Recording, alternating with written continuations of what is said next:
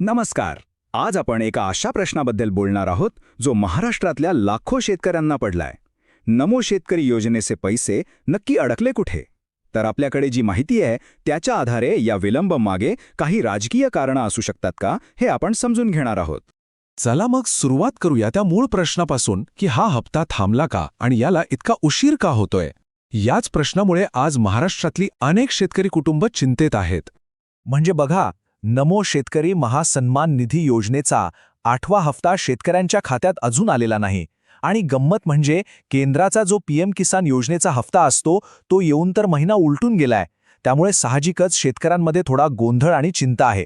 आणि ही काही छोटी गोष्ट नाहीये. याचा थेट परिणाम होतोय तब्बल 91 लाख शेतकरी कुटुंबांवर. विचार करा किती मोठी संख्या आहे ही, आणि त्यांच्यासाठी हा निधी वेळेवर मिळणं किती महत्त्वाचं असेल.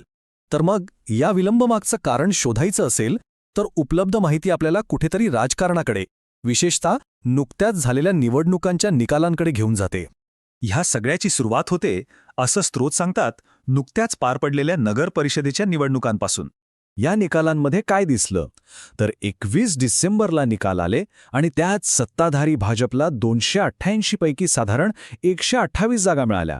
म्हणजे जरी सगळ्या पक्षांनी मिळून जास्त जागा जिंकल्या असल्या तरी भाजपची कामगिरी खूपच लक्षणीय होती. आणि गोष्ट इथेच थांबत नाहीये. आता पुढची निवडणूक सुद्धा दारात उभी आहे, ती म्हणजे जिल्हा परिषदेची निवडणूक. मग आता प्रश्न असा येतो की या निवडणुकांचा आणि शेतकऱ्यांच्या अडकलेल्या पैशांचा संबंध काय? तर इथेच पैसे आणि राजकारण यांचं एक वेगळंच गणित समोर येतं, असं स्रोत सांगतात. स्रोत एक थेट मुद्दा मांडतो. त्यांचं म्हणणं असं आहे की भाजपचा अजेंडा असा असतो की जेव्हा त्यांना कुठला तरी फायदा दिसतो तेव्हाच ते निधी देतात. म्हणजे एक प्रकारचा पॅटर्नच मांडला गेलाय.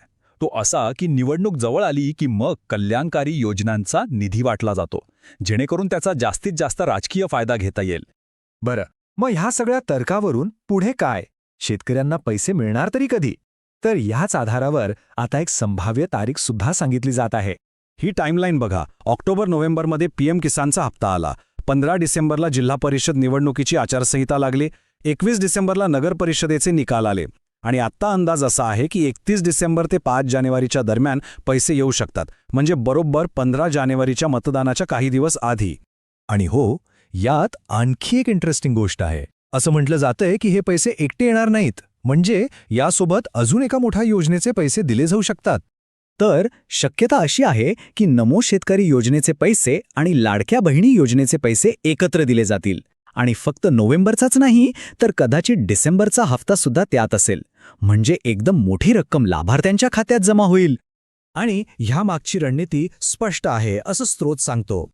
15 जानेवारीच्या मतदानाच्या ऐन तोंडावर लाभार्थ्यांच्या हातात एकदम मोठी रक्कम आली तर त्याचा परिणाम निश्चितच वेगळा होऊ शकतो. चला तर मग या सगळ्या चर्चेतून समोर आलेले महत्त्वाचे मुद्दे थोडक्यात पाहूया, म्हणजे सगळी गोष्ट एकदम स्पष्ट होईल.